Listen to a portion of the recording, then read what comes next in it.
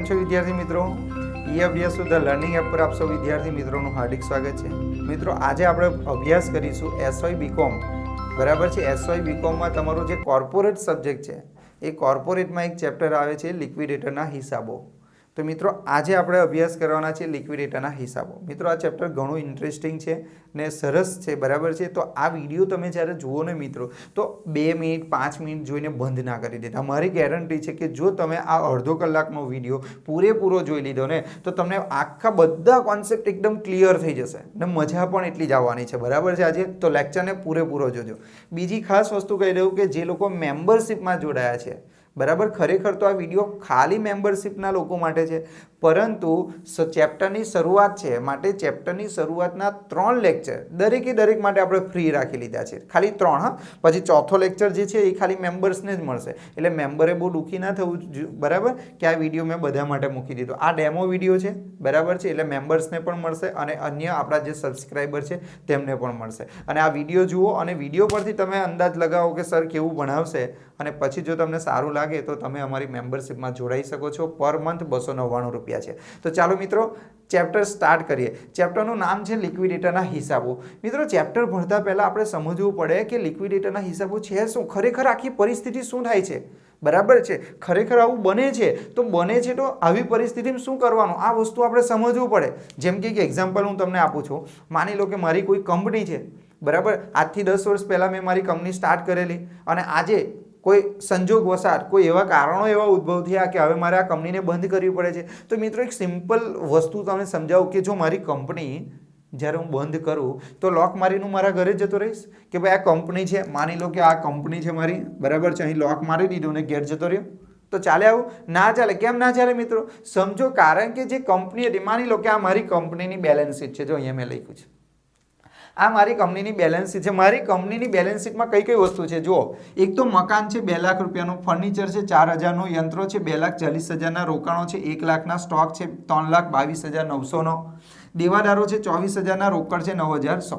મિત્રો તમને સમજાવવા માટે બેલેન્સ શીટ આવી બનાવી છે, એટલે કે પાકું સરવૈયું. બરાબર, બાકી આપણું પાકું સરવૈયું હવે ઊભું થઈ ગયું છે, એટલે મારે એ રીતે સમજાવવું. એટલે કહેવાનો મતલબ કે મારી કંપની બંધ થઈ ગઈ. હવે મારી કંપની બંધ થઈ ગઈ તો મારે ડાયરેક્ટ લોક મારીને ઘરે ના જતું રહેવાય.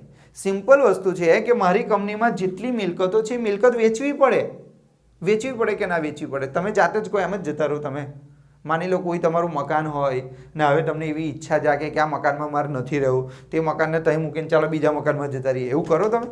ના કરો. કાં તો એ મકાનને ભાડે આપી દેશો, કાં તો એ મકાનને શું કરી દેશો તમે? વેચી દેશો કે નહીં? વેચવું પડે. એવું જ છે. આ કંપની તો મેં બંધ કરી દીધી, તો આ કંપની બંધ કરીને મૂકી રાખવાથી કોઈ ફાયદો નથી ને, બરાબર ને? એક બીજી વસ્તુ તમને કહ્યું, કંપની ચાલો મેં વેચી દીધી, બરાબર છે, કાં તો બંધ કરી દીધી. મેં કંપની શું કરી દીધી? બંધ કરી દીધી. તો મેં કંપની બંધ કરી દઉં તો ડાયરેક્ટ મારે લોક મારીને ઘરે ના જતું રહેવું પડે, કારણ કે આ જે કંપની છે, કંપનીમાં શું છે, મકાન 2 લાખ રૂપિયાનું, જુઓ, ફર્નિચર 4000નું છે, યંત્રો છે 2,40,000ના, રોકાણો છે 1 લાખના, સ્ટોક છે 3,22,900નો, દેવાદારો 24,000 ને રોકડ 9,100 રૂપિયા છે. પહેલાં મારે શું કરવું પડે?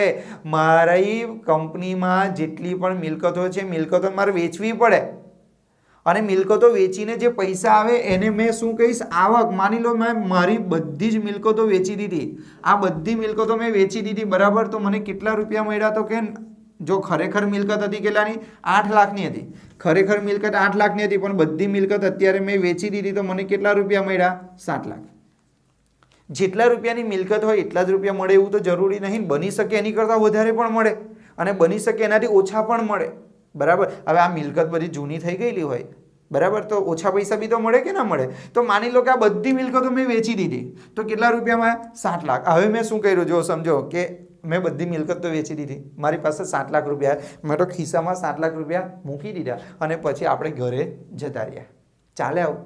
ના ચાલે. કેમ ના ચાલે? સમજો સ્ટુડન્ટ, તમે બધી મિલકત વેચી અને 7 લાખ રૂપિયા જે આ એ 7 લાખ રૂપિયામાં તમે ઘરે જતા રહ્યા, પરંતુ હવે મોટો પ્રશ્ન હવે ઊભો થશે કે હવે તમે ઘરની બહાર નહીં નીકળી શકો.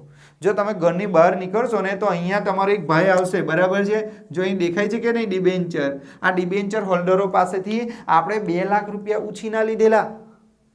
જો તમે 7 લાખ રૂપિયા લઈને ઘરે જતા રહ્યા તો ડિબેન્ચર હોલ્ડરો છે ને રસ્તામાં જ બેઠા હશે કે જેવો ઘરની બહાર નીકળે એટલે આપણે દેશ ધનાધન બોલાવીએ ને, બરાબર છે, કેમ કે જ્યારે કંપની બંધ થાય તો તમે મિલકતો વેચી ને મિલકતોના જે પૈસા આવ્યા એ પૈસામાંથી તમારા દેવું નહોતું ચૂકવવાનું. તમારું દેવું કેટલું હતું જુઓ.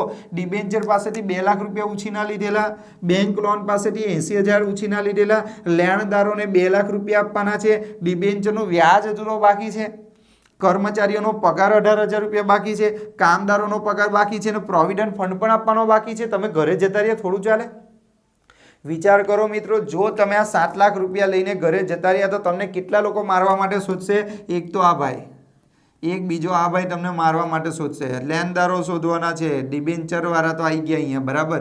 આ કર્મચારીઓ બરાબર હાથમાં દંડો લઈને જ બેઠા છે, અને આ કામદારો તો બહુ ખતરનાક હોય ભાઈ, બરાબર છે. તલવાર લઈને જ બેઠા તમને મારવા માટે. અને આ પ્રેફરન્સ શેર હોલ્ડરોને બી તો પૈસા આપવા પડે કે નહીં?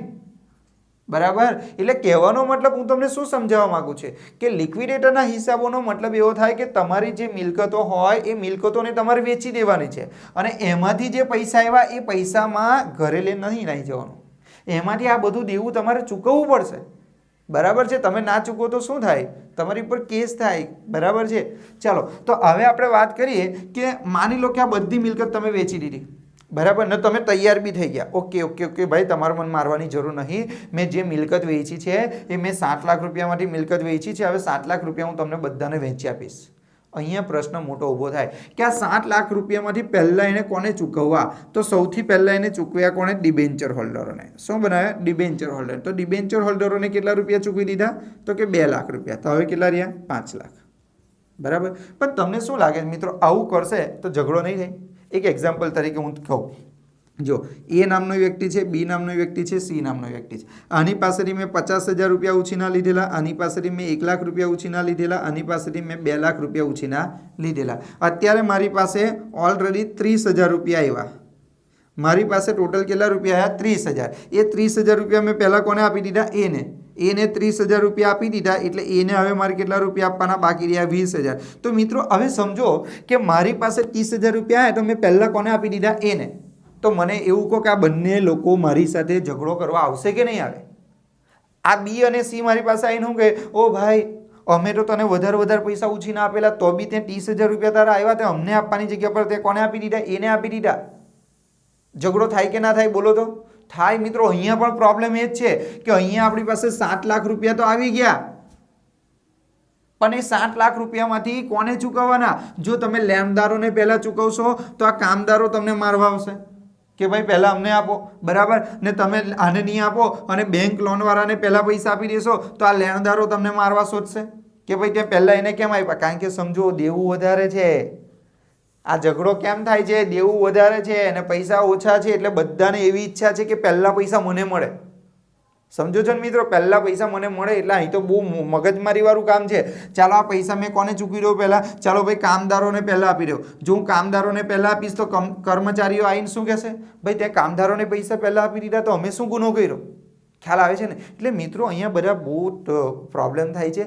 એટલા જ માટે એક રૂલ્સ બનાવવામાં આવ્યો, ચૂકવણીનો ક્રમ બનાવવામાં આવ્યો કે સૌપ્રથમ પૈસા કોને આપવાના એવું સરકારે નક્કી કર્યું કે ભાઈ પહેલા પૈસા આને આપવાના, પછી એની પછી આને આપવાના, પછી એની પછી આને આપવાના, પછી એની પછી આને આપવાના. એટલે ક્રમ નક્કી કર્યો, એટલે કોઈની વચ્ચે ઝઘડો થાય નહીં. તો મિત્રો આજે આપણે એ જ ભણવાનું છે કે તમારા પાકા સરવાળામાં જેટલી પણ મિલકત છે એ મિલકત વેચી દેવાની, અને એના જે પૈસા ભેગા થાય એ પૈસામાંથી સૌપ્રથમ કોને પૈસા આપવાના, એ જ ચેપ્ટર આપણે આખા ચેપ્ટરમાં ભણવાનું છે. બરાબર છે. અને આ બધી વસ્તુ કરવા માટે જો મિત્રો સમજો, આ બધી મિલકત માલિક જાતે વેચે, બધી મિલકત માલિક જાતે વેચે અને એમાંથી બધું દેવું માલિક જાતે ચૂકવે તો માલિક અંદર ફ્રોડ કરી શકે છે, માલિક અંદર ચીટિંગ કરી શકે છે. એટલા માટે આ બધું કામ કરવા માટે આપણે એક વ્યક્તિને નિમવો પડે, એને કહેવાય લિક્વિડેટર. એ લિક્વિડેટરને આપણે રાખવો પડે, અને એ લિક્વિડેટર શું કરશે? આ જેટલી મિલકતો છે એ મિલકતો વેચી દેશે, અને એમાંથી જે પૈસા આવશે એ પૈસામાંથી આ જે દેવા છે એ દેવાને પૈસા ચૂકવશે. પણ આપણી સામે સૌથી મોટામાં મોટો પ્રશ્ન કયો? કે સૌથી પહેલા પૈસા કોને આપવાના? બરાબર ને? કેમ કે જો આપણે ડિબેન્ચરને પહેલા પૈસા આપીએ તો કામદારો આપણને હોદે મારવા માટે, કામદારોને આપીએ તો કર્મચારીઓને ખોટું લાગી જાય, ભાઈ ત્યાં કામદારને પહેલા પૈસા આપી દીધા, અમને કેમ ના આપ્યા? બરાબર છે. એટલે આ તો બહુ મોટો પ્રશ્ન છે યાર, આ તો ઝઘડાનું કામ છે. તો એના માટે એક રૂલ્સ બનાવવામાં આવ્યો કે ભાઈ સૌ પ્રથમ પૈસા આપવા કોને. તો ચાલો આપણે એ ભણીએ. બરાબર છે.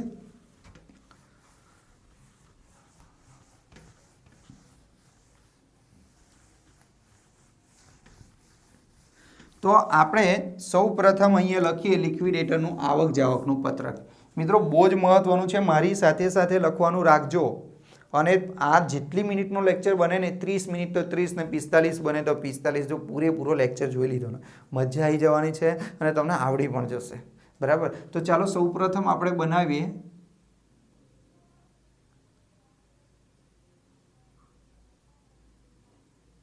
લિક્વિડેટરનું આવક જાવકનું પત્રક. આવક જાવકનું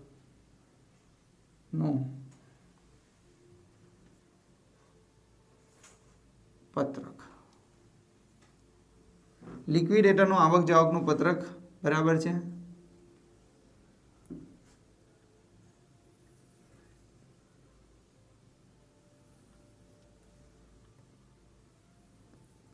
આને આપણે કહીશું આવક.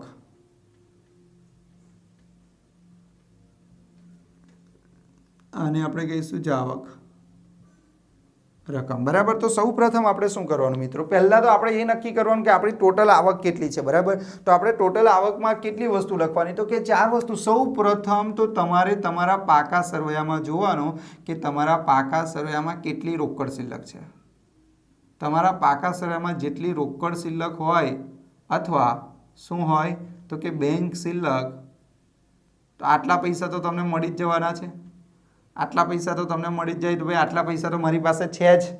બરાબર છે. બીજો નંબર 2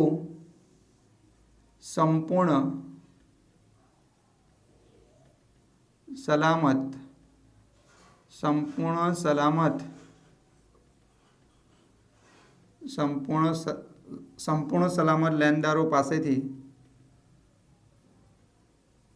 મળેલ વધારો. નંબર 2 માં આ વસ્તુ લખવાનું. હા, હવે તમે કહો સર આ તો ખબર જ ના પડી, તમે શું લખ્યું. મિત્રો શાંતિ રાખો, ગેરંટી આપું છું દરેકે દરેક પોઈન્ટ તમને કમ્પ્લીટ કરાવી દઈશ, પણ ખાલી થોડી વાર ધ્યાન આપજો અહીંયા. ત્યાર પછી અહીંયા આપણે લખવાનું મિલકતોની ઉપજ. બરાબર. એમાં માની લો કે તમે જમીન વેચીને પૈસા ઉપજાવ્યા હોય, મકાન હોઈ શકે છે, ફર્નિચરના પૈસા હોઈ શકે છે.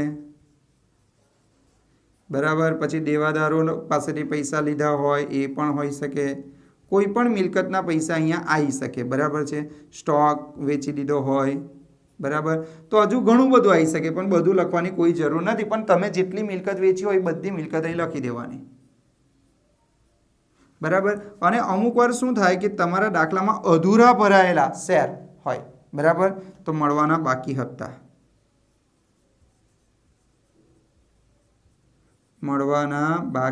હપ્તા.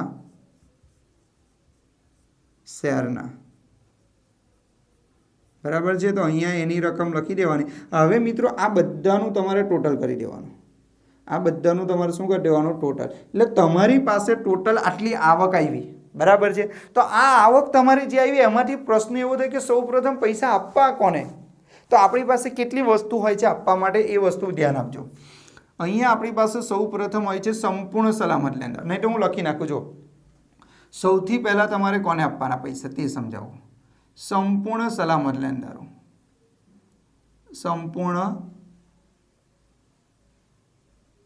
સંપૂર્ણ સલામત લેણદારોને પહેલા પૈસા આપવાના. કોને પૈસા પહેલા આપવાના? સંપૂર્ણ સલામત લેણદારો.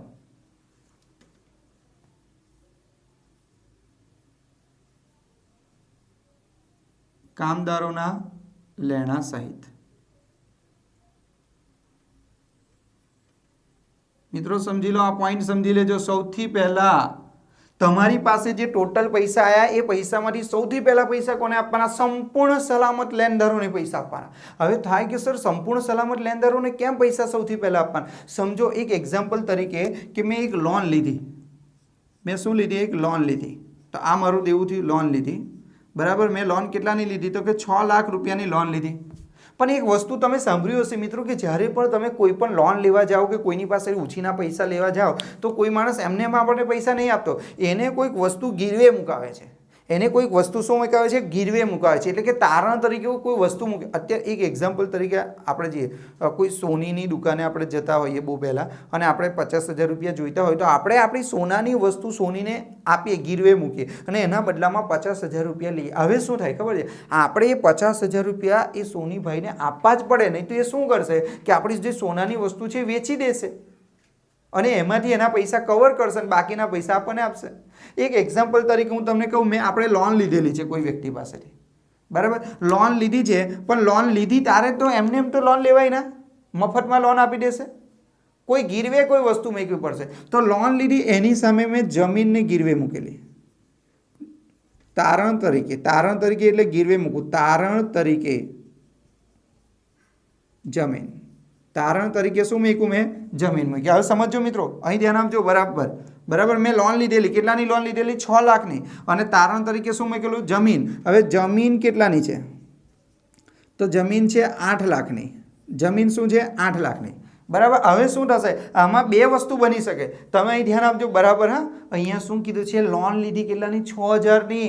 પણ એ લોન લેવા માટે આપણે આપણી જમીનના બધા કાગળિયા કોને આપી દીધા? જેની પાસેથી લોન લીધીને એને આપી દીધેલા છે.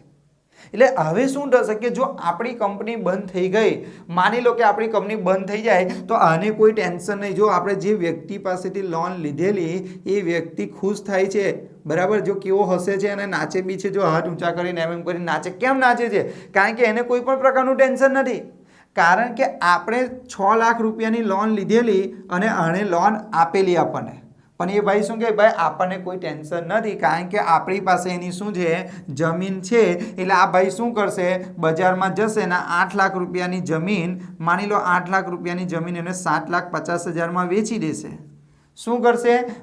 લોન જેની પાસેથી લીધેલી એ ભાઈ શું કરશે? આ જમીન 7,50,000માંથી વેચી દેશે, એમાંથી 6 લાખ રૂપિયા એના કાપી લેશે અને 1,50,000 રૂપિયા જે વધ્યા એને કહેવાશે વધારો. આ વધારો આપણને પાછો આપશે, તો એ વધારો અહીંયા લખાશે. ખબર પડી કે ના ખબર પડી?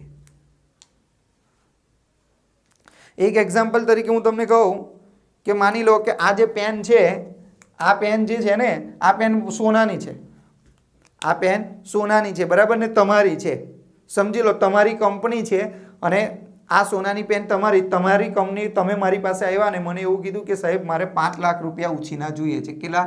5 લાખ રૂપિયા ઉછીના જોઈએ છે. મેં કીધું ઓકે ભાઈ, મેં તને 5 લાખ રૂપિયા આપીશ, પણ મને એવું કે 5 લાખના બદલામાં કંઈક તો ગીરવે તારે મૂકવું પડશે. તમે કહો સાહેબ આ સોનાની પેન છે, 8 લાખ રૂપિયાની છે, 8 લાખ રૂપિયાની પેન હું તમને ગીરવે મૂકું છું. કેટલા? 8 લાખ રૂપિયાની પેન ગીરવે.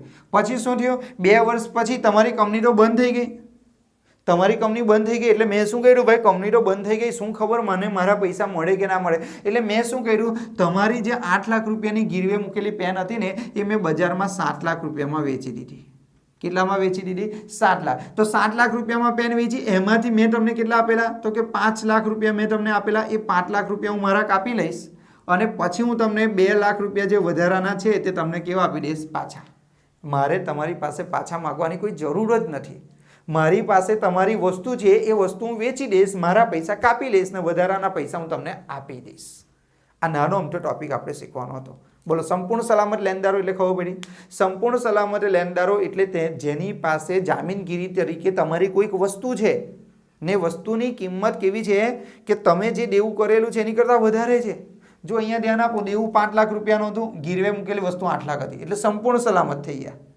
કેમ કે 8 લાખ રૂપિયાની 5 લાખ રૂપિયા તો વસૂલ થઈ જ જશે ને. એટલે આ વસ્તુ તમારે સમજવાની જરૂર હતી મિત્રો. આશા રાખું છું તમને ખબર પડી હોય સંપૂર્ણ સલામત લેણદારો કોને કહેવાય. બરાબર? હજુ આપણે એક ઉદાહરણ દ્વારા સમજીએ. બરાબર? સંપૂર્ણ સલામત લેણદારોમાં બે વસ્તુ થઈ શકે. એક, અહીં ધ્યાન આપજો, બેંક લોન. બેંક લોન છે મિત્રો, મેં બેંક લોન લીધેલી છે, તારણ તરીકે રોકાણો. તારણ તરીકે શું મૂકેલું છે? રોકાણો છે. તારણ તરીકે રોકાણો છે અને બેંક લોન કેટલાની છે? 8 લાખની. બેંક લોન 8 લાખની છે મિત્રો. ચાલો, અને રોકાણો ખરેખર કેટલાના છે? તો કે રોકાણો ખરેખર દાખલામાં આપી દીધા છે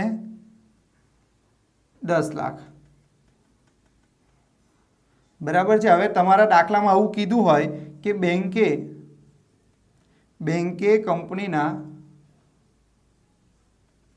કંપનીના રોકાણો ચોપડે કિંમતે વેચ્યા અને વધારો રૂપિયા 2 લાખ લિક્વિડેટરને આપ્યો,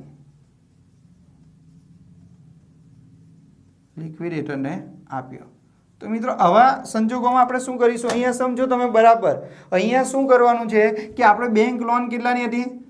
8 લાખ, એની સામે ગીરવે શું મૂકેલું હતું? રોકાણો કેટલાના? 10 લાખ। હવે શું કર્યું? અહીં સમજો, અહીં એવું કીધું છે કે બેંકે કંપનીના રોકાણો ચોપડે કિંમતે શું કરી દીધા? વેચી દીધા। ચોપડે કિંમતે એટલે રોકાણો કેટલામાં વેચ્યા હશે? બોલો તો રોકાણોની વેચાણ કિંમત કેટલા રૂપિયા? 10 લાખ। આ કોણે વેચ્યા? તો બેંકે જાતે જ વેચી દીધા, બરાબર। અને વધારો 2 લાખ રૂપિયા શું આપ્યો? પાછો વધારો કેવી રીતે આપ્યો? તો કે ના 8 લાખ રૂપિયા શું કરી દીધા? લોનના કાપી લીધા।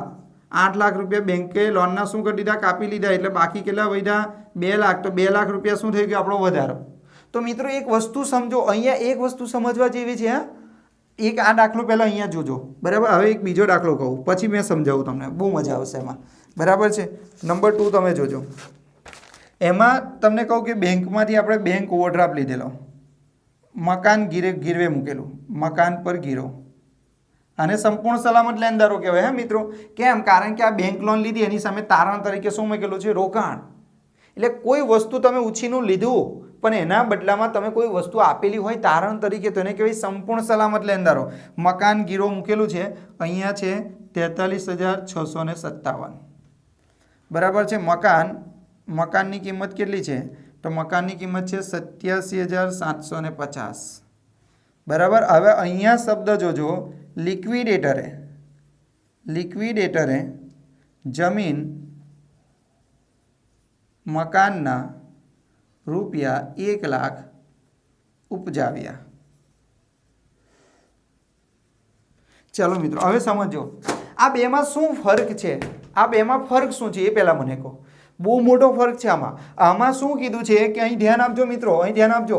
અહીંયા શું કીધું કે આપણે બેંક લોન લીધેલી કેટલા રૂપિયાની? 8 લાખની, અને તારણ તરીકે આપણી પાસે શું હતું? રોકાણો।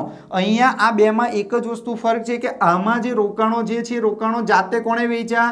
લેણદારોએ જાતે વેચ્યા। લેણદારોએ આ બેંક લોન એ લેણદારો કહેવાય, લેણદારોએ જાતે રોકાણો વેચ્યા। લેણદારોએ રોકાણો કેવા વેચ્યા? જાતે। એટલે એ શું કરશે? જાતે વેચી દીધી, એટલે એમના પૈસા કાપી લેશે અને બાકીના પૈસા તમને વધારો આપશે, બરાબર છે। અને બીજા કિસ્સામાં શું થાય? જો બેંક ઓવરડ્રાફ્ટ આપણે કોની પાસેથી લીધેલો? બેંક પાસેથી, કેટલાનો? 43,657, એના બદલામાં ગીરવે શું મૂકેલું? મકાન 87,750। પરંતુ આ જે બેંકવાળા છે ને એ બહુ સારા છે। બેંકવાળા એવું કહે કે તમારું મકાન જે ગીરવે છે ને એ અમે વેચતા નથી। લિક્વિડેટરને કે તું વેચી દે, લિક્વિડેટરને શું કહે? તું વેચી દે। હવે શું થશે કે લિક્વિડેટરે જમીન કેટલામાં વેચી દીધી? 1 લાખ। તો લિક્વિડેટરે 1 લાખ રૂપિયા જમીન વેચી દીધી, તો 1 લાખ રૂપિયા આવ્યા। તો હવે 1 લાખ રૂપિયામાંથી બેંક ઓવરડ્રાફ્ટને આટલા આપવા પડશે ને। એટલે બે કન્ડિશન છે। જો આવી કન્ડિશન હોય તો શું કરવાનું? આવી કન્ડિશનમાં તમારે આ જે વધારો છે ને એ જ લખવાનો, ખાલી અહીંયા તમારે ખાલી શું લખી દેવાનો? વધારો। અહીંયા કશું કંઈ લખવાનું નહીં પહેલી કન્ડિશનમાં। કેમ? આ બાજુ કેમ પૈસા ચૂકવવાના નહીં? બિનસલામત, કારણ કે એ લોકોએ એમના પૈસા એમની જાતે કાપી લીધેલા છે, એટલે પેલી બાજુ ચૂકવાશે નહીં। પણ જો આવું હોય તો આ 1 લાખ રૂપિયા કઈ બાજુ આવશે? અહીંયા આવશે। 1 લાખ રૂપિયા અહીંયા લખાશે અને પછી એમાંથી પાછા કેટલા ચૂકવાશે? 43,657। આની બે અસર આવે, બોલો ખબર પડી કે ના ખબર પડી? એક વસ્તુ યાદ રાખો, લેણદારો જાતે પોતાની વસ્તુ વેચે, લેણદારો જાતે પોતાની વસ્તુ વેચે તો ખાલી વધારો લખવાનો ઉધાર બાજુ, અને લિક્વિડેટર જે પૈસા વેચે તો જેટલી ઉપજ હોય તે કઈ બાજુ લખવાની? ઉધાર બાજુ, અને એમાંથી સંપૂર્ણ સલામત લેણદારોને પૈસા આપણે ચૂકવી દેવાના, બરાબર છે। તો મિત્રો હું કહું છું, તમને આશા રાખું છું કે તમને ખબર પડી હોય। એટલે અહીંયા એક નોંધ લખી દઈએ આપણે, નોંધ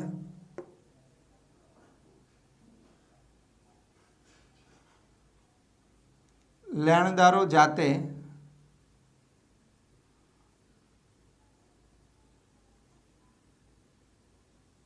લેણદારો જાતે જામીનગીરી વેચે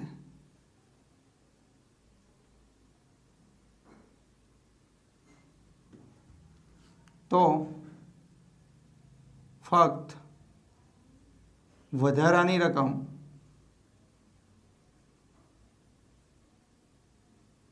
આવક બાજુ લખાશે. આવક બાજુ લખાશે. મિત્રો આ વસ્તુ ધ્યાન આપજો. આવક બાજુ કઈ રકમ લખાશે? ખાલી વધારાની. જેમ કે દાખલા તરીકે બેંક લોન મકાન પર ગીરો. બેંક લોન 8 લાખ છે અને અહીંયા કીધું છે તમને મકાન કેટલાનું છે? 10 લાખ. અને અહીંયા એવું કીધું હોય કે મકાન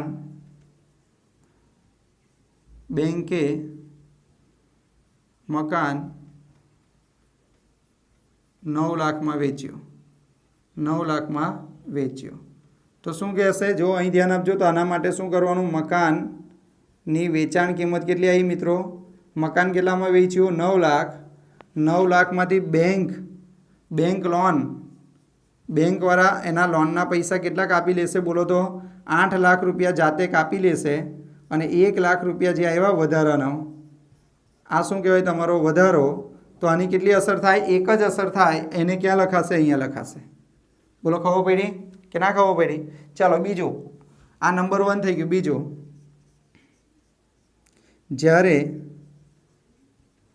જ્યારે લેણદારો જામીનગીરી વેચવા લિક્વિડેટરને આપે. એક્ઝામ્પલ તરીકે અહીંયા હું તમને કહી દઉં છું, બેંક ઓવરડ્રાફ્ટ રોકાણો પર તારણ પર, રોકાણો પર ગીરવે.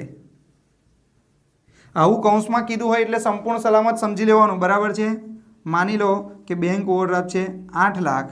બરાબર છે? અને રોકાણો કેટલા છે? રોકાણો છે 9 લાખ. રોકાણો કેટલા છે? 9 લાખ. હવે અહીંયા હું તમને કહું, લિક્વિડેટરે રોકાણોના રૂપિયા 8,50,000 ઉપજાવ્યા.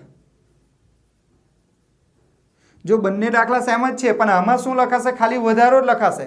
આમાં ખાલી વધારો કેમ લખાશે? કારણ કે બેંક લોને જાતે શું વેચી દીધું? મકાન, અને પોતાના પૈસા જાતે જ કાપી લીધા અને બાકીના પૈસા પણ આપ્યા. હવે આમાં શું કર્યું? જ્યારે લેણદારો જામીનગીરી વેચવા કોને આપણે? લિક્વિડેટરને. તો લિક્વિડેટરે આ રોકાણો કેટલામાં વેચી દીધા? જો 8,50,000. તો 8,50,000 અહીંયા તમારે લખી દેવાના. માની લો કે અહીંયા રોકાણો છે. બરાબર? અહીંયા શું લખી દેવાનું? રોકાણો. તો આ રોકાણો કેટલામાં વેચ્યા આપણે? 8,50,000. તો રોકાણો આ બાજુ લખવાના 8,50,000 અને એમાંથી સંપૂર્ણ સલામત લેણદારોને કેટલા ચૂકવી દેવાના? 8 લાખ. બોલો ખબર પડી? એટલે આમાં કેટલી અસર આવે?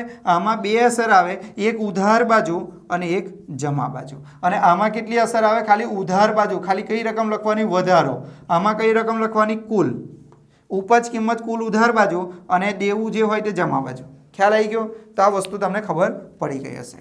એટલે આ બધી વસ્તુ તમે લખી લેજો. બરાબર? આને સાફ કરું છું. પણ અમુક વાર શું થાય મિત્રો? અમુક વાર જુઓ, એક બીજો ટોપિક તમને કહી દો. આમાં જ એક બીજો ટોપિક કહી દો કે ચાલો આપણે લોન લીધી. લોન બરાબર છે? મકાન પર ગીરો. મકાન પર ગીરો છે. કેટલાની છે? કે 5 લાખની. 5 લાખ નહીં, લોન આપણે 10 લાખ કરીએ. 10 લાખ. બરાબર છે? અહીંયા હું તમને કહી દઉં કે મકાન 12 લાખ રૂપિયાનો છે. બરાબર? હવે શું થશે ખબર છે? હવે જે લોનવાળા જે છે એ આ મકાન વેચી દીધું. તો મકાનની વેચાણ કિંમત 10 લાખનું મકાન હતું પણ વેચાયું ખાલી કેટલામાં? 8 લાખ. મિત્રો હવે શું થશે? હવે સમજો, ફરી વાર સમજાવું છે એ સમજો. આપણે લોન કેટલાની લીધી? 10 લાખની. અને એના બદલામાં આપણે ગીરવે શું મૂકેલું? મકાન. એટલે આ ભાઈ તો બહુ જ ખુશ હતા, યાર મેં તો 10 લાખ રૂપિયાની લોન આપેલી છે પણ એના બદલામાં 12 લાખ રૂપિયાનું મકાન મારી પાસે છે. પણ જ્યારે આ લોનના જે માલિક હતા એટલે કે લોનના લેણદારો, તો લોનના લેણદારોએ મકાન વેચ્યું. લોનના લેણદારોએ મકાન વેચ્યું તો મકાનના ખાલી કેટલા રૂપિયા આવ્યા? 8 લાખ. ને એમને તો લેવાના કેટલા હતા 10 લાખ, પણ આ મકાન ખાલી વેચાયું કેટલા 8 લાખ, તો હજુ 2 લાખ રૂપિયા લેવાના બાકી કે નહીં? તો હવે આ 2 લાખ રૂપિયા શું થઈ ગયા? બિન સલામત. આ 2 લાખ રૂપિયા શું થઈ ગયા? બિન સલામત લેણદારો કહેવાય. કેવા કહેવાય? બિન સલામત. અને 8000 કેવા કહેવાય? સલામત લેણદારો. બોલો, ખબર પડી? મિત્રો ખબર પડે છે હું જે સમજાવવા માંગુ છું તે ફરીવાર જુઓ. લોન કેટલાની છે? 10 લાખની. એની સામે ગીરવે શું મૂકેલું છે? મકાન. એ મકાનની ખરેખર કિંમત 12 લાખ છે, પણ જ્યારે આ લોનના લેણદારો આ મકાનને બજારમાં વેચવા ગયા તો બજારમાં આ મકાનના ખાલી કેટલા રૂપિયા આવ્યા? 8 લાખ. તો 8 લાખ રૂપિયા તો આ લોનના લેણદારો લઈ લેશે, પણ એમને તો ટોટલ કેટલા રૂપિયા લેવાના હતા? 10 લાખ. તો 2 લાખ હજુ લેવાના બાકી ને. તો હવે 2 લાખ રૂપિયા માટે કોઈ જામીનગીરી હવે નથી, કેમ કે જામીનગીરી તો વેચાઈ ગઈ. તો હવે એ 2 લાખ રૂપિયા શું થઈ ગયા? બિન સલામત. ને 8 લાખ રૂપિયા કેવા થઈ ગયા? સલામત. બરાબર. બીજી વસ્તુ કહી દઉં મિત્રો, એટલે સૌથી પહેલાં તમારે પૈસા કોના ચૂકવવાના? બોલો તો સંપૂર્ણ સલામત લેણદારોને સૌથી પહેલાં પૈસા ચૂકવવાના. અને સંપૂર્ણ સલામત લેણદારોને સૌથી પહેલાં પૈસા ચૂકવવાના. એની સાથે સાથે કામદારો, બરાબર, શબ્દ ધ્યાન આપજો. એક શબ્દ હશે કર્મચારી, એક શબ્દ હશે કામદારો. તો કામદારોને પણ સૌથી પહેલાં ચૂકવવાના. એટલે તમને કોઈ પૂછે સૌથી પહેલાં કોને પૈસા ચૂકવવાના? તો સંપૂર્ણ સલામત લેણદારો અને કામદારો, આ બંનેને સાથે જ ચૂકવવાના. બરાબર. કામદારોના લેણાને પણ સંપૂર્ણ સલામત લેણદારો કહેવાય. તો મિત્રો કામદારોના લેણામાં કોનો સમાવેશ થાય? કામદારોના લેણા. તો ચાલો, કામદારોના લેણામાં કોનો સમાવેશ થાય? તો નંબર 1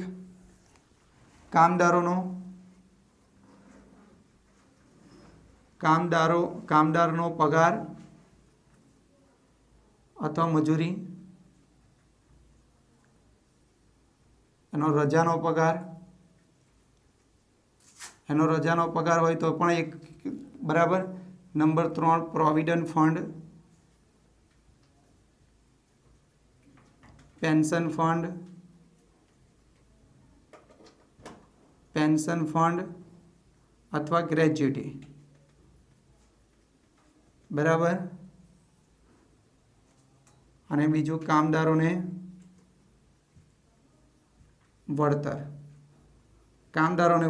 તો મિત્રો એક વસ્તુ યાદ રાખજો, જ્યારે પણ તમારા દાખલામાં એવું કીધું હોય કે કામદારનો પગાર, કામદારની મજૂરી, કામદારનો રજાનો પગાર, કામદારનું પ્રોવિડન્ટ ફંડ, કામદારનું પેન્શન, કામદારનું ગ્રેચ્યુટી, કામદારોના વળતર, કામદારોને વળતર, આવી કોઈ પણ વસ્તુ કીધી હોય તો આને તમારે નામ આપવાનું સંપૂર્ણ સલામત લેણદારો. કયા? સંપૂર્ણ સલામત લેણદારો. અને આ ચૂકવાશે ક્યારે? સૌથી પહેલા ચૂકવાશે. એટલે આમાં કોઈ દિવસ ભૂલ નહીં કરતા. જો ફરીવાર તમને કહી દઉં છું મિત્રો, બરાબર છે, સૌથી પહેલાં શું ચૂકવાય? સંપૂર્ણ સલામત લેણદારો. સંપૂર્ણ સલામત લેણદારોમાં 2 વસ્તુ આવે. એક તો તમે જે દેવું લીધું હોય એ ગીરવે મૂકેલું હોય, કોઈ ગીરવે વસ્તુ લીધેલી હોય. બરાબર છે, એ રીતે. અને બીજું કામદારના લેણા. તો કામદારના લેણા કોને કહેવાય? કે જેમાં કામદાર શબ્દ આવે. કયો શબ્દ આવે? કામદાર શબ્દ આવે તો સમજી લેવાનું કામદારના લેણા છે. કામદારનો પગાર કીધો હોય તો સૌથી પહેલાં લખવાનું. કામદારનું પેન્શન કીધું હોય તો સૌથી પહેલાં લખવાનું. કામદારની ગ્રેચ્યુટી કીધી હોય તો સૌથી પહેલાં લખવાનું. કામદારની રજાનો પગાર કીધું સૌથી પહેલાં લખવાનું. કામદારનો વળતર કીધું હોય સૌથી પહેલાં લખવાનું. બરાબર છે. એટલે તમને ખબર પડી ગઈ કે આમાંથી સૌથી પહેલાં શું ચૂકવાશે? સંપૂર્ણ સલામત લેણદારો, એટલે કામદારોનો પગાર, અને બીજું આવશે લેણદારો. ચાલો, નંબર 2. ચલો મને કહો, આ બધું કામ કોણ કરે છે? આ બધું કામ કરવા માટે એક વ્યક્તિને આપણે નિમવો, એને કહેવાય લિક્વિડેટર. તો આ લિક્વિડેટર હંમેશા બહુ હોશિયાર હોય. લિક્વિડેટર શું કહે ખબર છે? તો લિક્વિડેટર એવું કહે છે કે આ જેટલી પણ મિલકતો છે એ મિલકતોમાંથી જે પૈસા આવ્યા એ પૈસા હું બધાને ચૂકવતો જાઉં, અને છેલ્લે 1 પણ રૂપિયો ના વધ્યો તો મારું શું? મને કંઈક તો મળવું જોઈએ ને. તમે કોઈ વ્યક્તિને કોઈ કામ કરવા માટે રાખો તો એને તમે સેલરી આપો કે નહીં? તમે એને પગાર આપો કે ના આપો? આપવો પડે. એટલે આ લિક્વિડેટર છે ને બહુ હોશિયાર છે. લિક્વિડેટર હશે છે, જો ભાઈ મેં તો બહુ જ હોશિયાર. તો કેવી રીતે? તો કે આ બંનેને ચૂકવાઈ જાય ને પૈસા, એટલે તરત મારા પૈસા હું લઈ લઈશ. એટલે યાદ રાખજો મિત્રો, બીજા નંબર પર હંમેશા શું આવે? વિસર્જન ખર્ચ આવે અથવા કાનૂની ખર્ચ આવે. અને લિક્વિડેટરનું મહેનતાણું આવે. શું આવશે? લિક્વિડેટરનું મહેનતાણું. બરાબર છે. ચાલો, નંબર 3 મિત્રો આ વસ્તુ ખાસ યાદ રાખજો. જો મેં તમને જે શરૂઆતમાં જે ભણાવ્યું ને સંપૂર્ણ સલામત લેણદારો, એ સંપૂર્ણ સલામત લેણદારો ખાસ યાદ રાખજો. એ પોઈન્ટ બહુ જ જોરદાર હતો, બરાબર છે. એમાં મેં તમને શું કીધેલું સંપૂર્ણ સલામત લેણદારોમાં, કે લિક્વિડેટર જો પૈસા મિલકત વેચે તો એની બધી ઉપજ આ બાજુ લખવાની અને પછી આ બાજુ ચૂકવણી કરવાની, અને લેણદારો જાતે વેચે તો ખાલી શું લખવાનું? વધારો. એટલે આ વસ્તુ ખાસ સમજજો, બરાબર. ચાલો, વિસર્જન ખર્ચ, કાનૂની ખર્ચ અને લિક્વિડેટરનું મેન્ટેનનું અપાઈ ગયું. ત્યાર પછી આપણે કોને પૈસા ચૂકવાના? પ્રેફરન્શિયલ લેણદારો.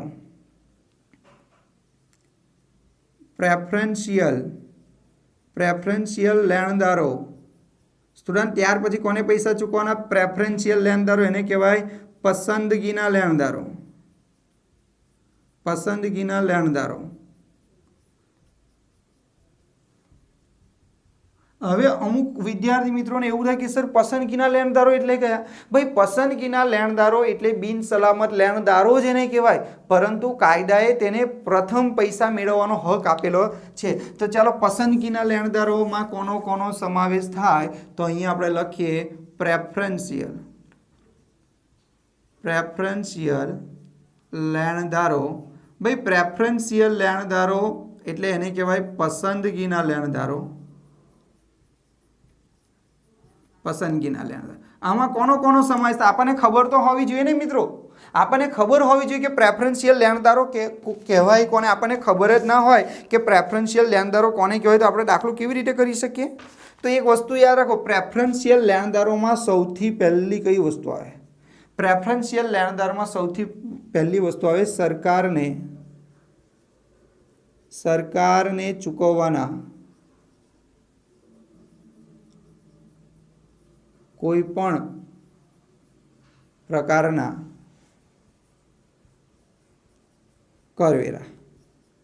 યાદ રાખજો મિત્રો, શું કીધું છે? આ શબ્દને સમજજો. શું કીધું છે? સરકારને ચૂકવવાના કોઈ પણ કરવેરા હોય, સરકારને ચૂકવવાના કોઈ પણ કરવેરા હોય તો એને કહેવાય પ્રેફરન્શિયલ લેણદારો, એટલે એને ત્રીજા નંબર પર ચૂકવાય. પરંતુ દાખલામાં શું કીધું છે? છેલ્લા 12 માસના. છેલ્લા 12 માસના. હા, એમ તો 5 વર્ષ જૂના હોય તો કહેવાય ભાઈ, 5 વર્ષ જૂના હોય તો કહેવાય, ના કહેવાય પ્રેફરન્શિયલ. 4 વર્ષ જૂના હોય તો કહેવાય, ના કહેવાય. 3 વર્ષ જૂના હોય તો કહેવાય, ના કહેવાય. 2 વર્ષ જૂના હોય તો કહેવાય, તો કે ના કહેવાય. 1 વર્ષ જૂના હોય તો પ્રેફરન્શિયલ. હું તમને અહીંયા એક એક્ઝામ્પલ તરીકે આપું છું. આપણી કંપનીનું વિસર્જન થાય છે, કંપનીનું વિસર્જન થાય છે. સમજો, કંપનીનું વિસર્જન 30/7/2017 રોજ થયું. સમજો મિત્રો, કંપનીનું વિસર્જન ક્યારે થયું? 30/7/2017 રોજ. હવે હું તમને કહી દઉં 2014-15, 2015-16 ને 2016-17, બરાબર. આનો આવકવેરો છે 4000, આનો આવકવેરો છે 5000 અને આનો આવકવેરો છે 6000, બરાબર. આ બધું શું છે? આવકવેરો છે અથવા કરવેરા છે. આ શું છે? કરવેરા. ચાલો, આમાંથી પસંદગીના કયા?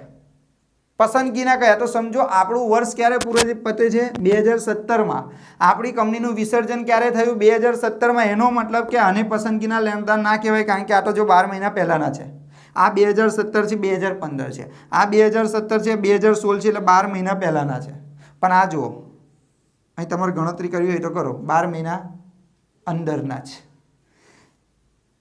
2016-17 31/3/2017 પૂરું થયું હશે. આ તારીખ ને આ તારીખ વચ્ચે કેટલાનો ગેપ છે? જો 4 મહિનાનો ગેપ છે ખાલી, બરાબર છે. તો આ પ્રેફરન્શિયલ લેણદારો કહેવાય. આ ઉપરવાળા પ્રેફરન્શિયલ લેણદારો કહેવાય. નહીં, ફરી વાર કહી દઉં છું કે આપણી કંપનીનું વિસર્જન થયું છે 2020માં. આપણી કંપનીનું વિસર્જન ક્યારે થયું? આપણી કંપનીનું વિસર્જન થયું 2020માં. હું અહીંયા લખું છું કરવેરા 2018, 2019 ને 2020. આનો કરવેરો 4000 છે, આનો કરવેરો 5000 છે, આનો કરવેરો 6000 છે. તો આમાંથી પ્રેફરન્શિયલ કરવેરા કયા? તો આ પ્રેફરન્શિયલ કરવેરા ના કહેવાય, આ પ્રેફરન્શિયલ કરવેરા ના કહેવાય, આ પ્રેફરન્શિયલ કહેવાય. કેમ કે આ 12 મહિનાની અંદરના છે. આ 12 મહિનાની કેવા છે? અંદરના છે, બરાબર છે. એટલે સમજો, કયા કરવેરા પ્રેફરન્શિયલ કહેવાય? જે 12 માસની અંદર હોય તે. 12 માસ પહેલાના હોય તો એને લેવાના નહીં. ત્યાર પછી સમજો, ત્યાર પછી બીજો નંબર બહુ જ ઇમ્પોર્ટન્ટ છે. બીજા નંબર પર કીધું છે કર્મચારી. કર્મચારીનો પગાર કર્મચારીનો પગાર। મિત્રો અહીંયા ખાસ ધ્યાન આપજો, જો કર્મચારી ને કામદાર બેમાં અલગ અલગ છે। કામદાર હોય તો સંપૂર્ણ સલામતમાં આવે, કર્મચારી હોય તો પ્રેફરન્શિયલમાં આવે। હવે કર્મચારીના પગારમાં થોડું વિચિત્ર છે, એમાં 3 વસ્તુ તમારે લખવું પડશે। એક, તમારે પહેલાં લખી દેવાનું ખરેખર પગાર। શું લખી દેવાનું પહેલાં? ખરેખર પગાર। પછી નંબર 2 શું લખવાનું? 4 માસનો પગાર। 4 માસનો પગાર। અને નંબર 3 લખવાનું વધુમાં વધુ કેટલા? 20,000। આ 3 માંથી જે ઓછું હોય તેને પ્રેફરન્શિયલ લેણદારો કહે। આને શું કહે? 3 માંથી જે ઓછું હોય તેને શું કહે? પ્રેફરન્શિયલ લેણદારો કહેવાય। મિત્રો સમજાયું મેં તમને શું કીધું? તે કર્મચારીનો પગાર અને પરીક્ષામાં આવે ને આવે જ, બરાબર છે। જો આને કામદારોના લેણાની કોઈ જરૂર નથી તો આપણે એને દૂર કરીએ છીએ। હવે કર્મચારી હું તમને કહી, અહીં ધ્યાન આપજો હા।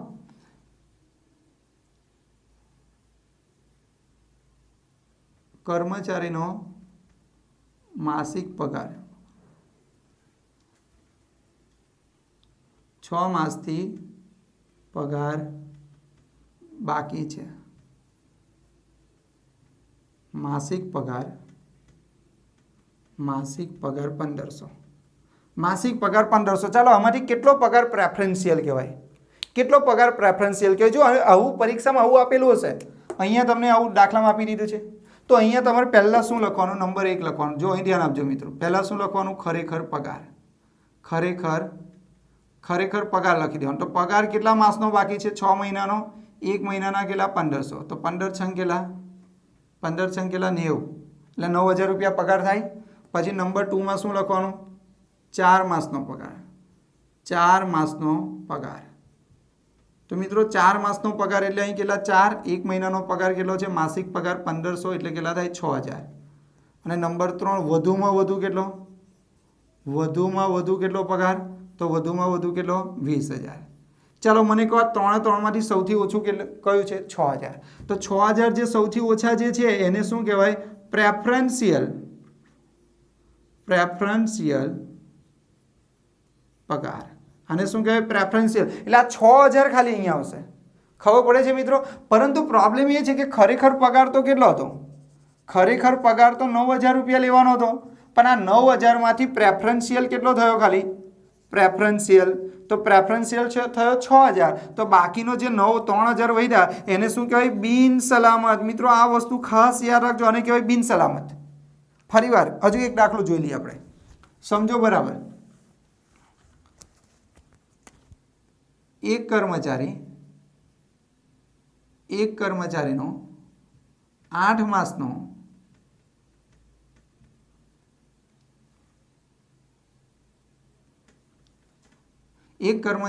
માસિક રૂપિયા 1200 પ્રમાણે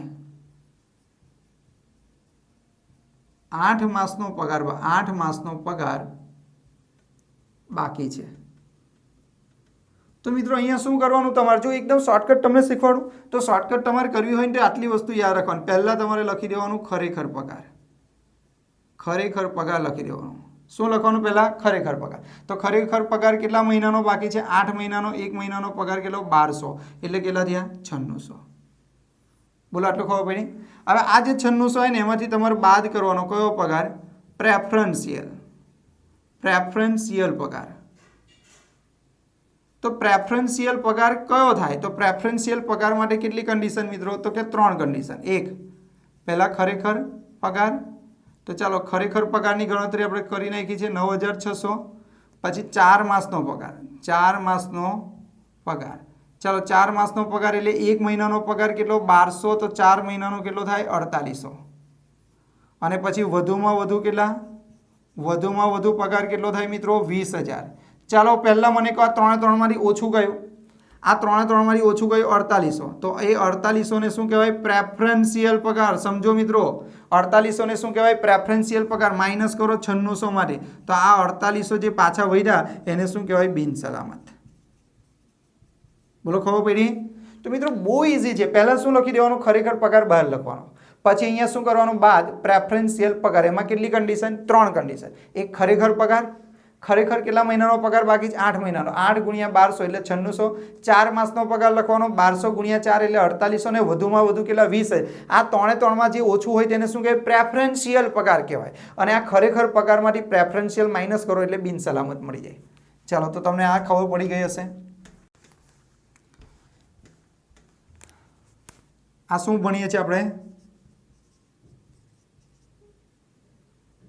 આપણે ભણીએ છીએ પ્રેફરન્શિયલ લેણદારો તો પ્રેફરન્શિયલ લેણદારોમાં આટલી વસ્તુ થાય પછી નંબર 3 માં છૂટા થતા કર્મચારીનો પગાર છૂટા થતા કર્મચારીનો પગાર બરાબર છે પછી વીમા યોજનામાં કંપનીનો ફાળો બરાબર છે અને 5મું કર્મચારીનું પ્રોવિડન્ટ ફંડ પેન્શન ફંડ અને ગ્રેચ્યુટી તો મિત્રો યાદ રાખજો આ જેટલી પણ વસ્તુ લખાઈ બધાને શું કહેવાય પ્રેફરન્શિયલ લેણદારો કહેવાય શું કહેવાય એને પ્રેફરન્શિયલ લેણદારો કહેવાય કોને પ્રેફરન્શિયલ લેણદારો કહેવાય તો સરકારને ચૂકવવાના કરવેરા કર્મચારીનો પગાર પણ કર્મચારીના પગારમાં પ્રેફરન્શિયલ કેટલો તો પહેલા લખવાનું ખરેખર પગાર પછી લખવાનું 4 માસનો પગાર પછી લખવાનું વધુમાં વધુ 20000 આ 3 માંથી જે ઓછું હોય તે પ્રેફરન્શિયલ ને બાકી જે વધે તે બિન સલામત પછી શું કીધું છે છૂટા થતા કર્મચારીનો પગાર શું છૂટા થતા કર્મચારીનો પગાર પછી વીમા યોજનામાં કંપનીનો ફાળો અને છેલ્લે કર્મચારીનું પ્રોવિડન્ટ ફંડ પેન્શન ફંડ અને ગ્રેચ્યુટી આ બધું શું આવે પ્રેફરન્શિયલ લેણદારોમાં એટલે આશા રાખું છું કે પ્રેફરન્શિયલ લેણદારો તમને ખબર પડી ગઈ હશે ચાલો પ્રેફરન્શિયલ લેણદારો પછી નંબર 4 પર આવે તરતા બોજવાળા લેણદારો બરાબર તરતા બોજવાળા લેણદારોમાં શું આવે પહેલા તો ડિબેન્ચર આવે શું આવે ડિબેન્ચર પછી ડિબેન્ચરનું બાકી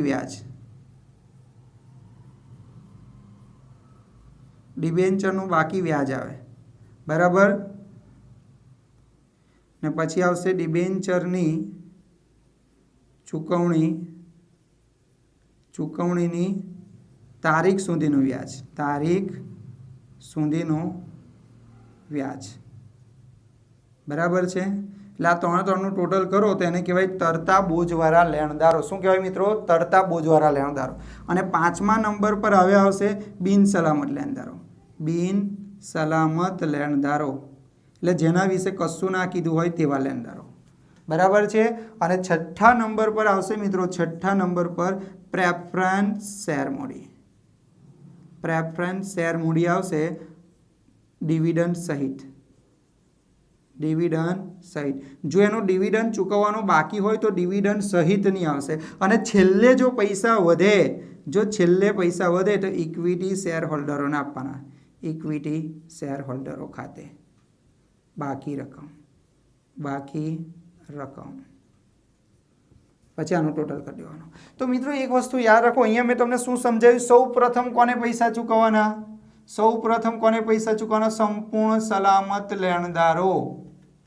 સંપૂર્ણ સલામત લેણદારોને ચૂકવવાના છે સંપૂર્ણ સલામત લેણદારો એટલે એવા લેણદારો કે જેમની પાસે ગીરવે કોઈ વસ્તુ આપણે મૂકી હોય અથવા બીજું શું થાય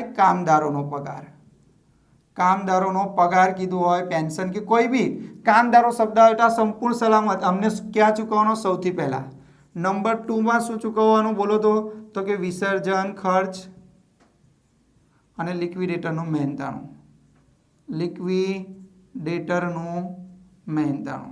આ નંબર 2 પર ચૂકવવાનું બરાબર છે નંબર 2 નંબર 3 પર કોને ચૂકવવાના તો કે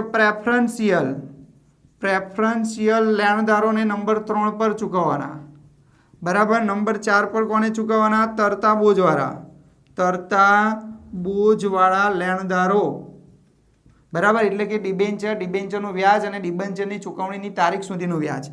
નંબર 5 પર કોને ચૂકવવાના? બિન સલામત લેણદારો. બિન સલામત લેણદારો એટલે એવા લેણદારો જેના વિશે કશું કંઈ કીધું ના હોય, નહીં તો જે બાકી લેણદારો વધ્યા ને બધા. નંબર 6 કોને ચૂકવવાના? પ્રેફરન્સ શેર મૂડી.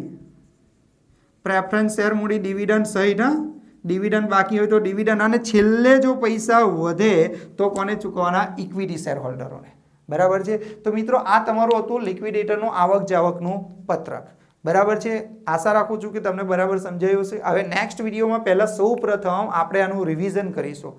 બરાબર, કે પ્રેફરન્શિયલ લેણદારો કોને કે બધું આખું ફોર્મેટ એકદમ વ્યવસ્થિત શીખીશું અને પછી આપણે આગળ વધવાના છે. તો મિત્રો આ જે લેક્ચર છે એ મેમ્બરશિપ માટે પણ છે અને અન્ય સબસ્ક્રાઈબર માટે પણ છે. જો તમને આ વિડીયો પસંદ આવે છે તો તમે અમારી મેમ્બરશિપમાં જોઈન થઈ શકો છો. આવા જ બીજા વિડીયો આવતા રહેશે. બરાબર, થેન્ક યુ.